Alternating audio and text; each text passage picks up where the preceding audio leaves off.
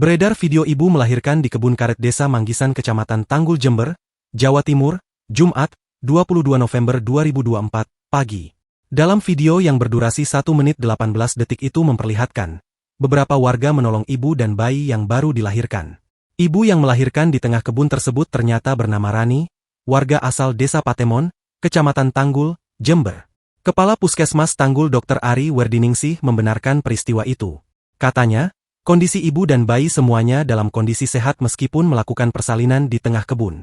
Ibu dan bayinya sudah berada di puskesmas dalam kondisi sehat, tidak ada masalah. Ini sudah mau pulang, ujarnya saat dikonfirmasi melalui sambungan telepon.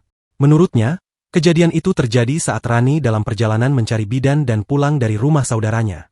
Setelah menerima laporan warga atas insiden tersebut, kata Ari, bidan dan perawat puskesmas setempat langsung mendatangi tempat pasien yang melakukan persalinan di tengah kebun.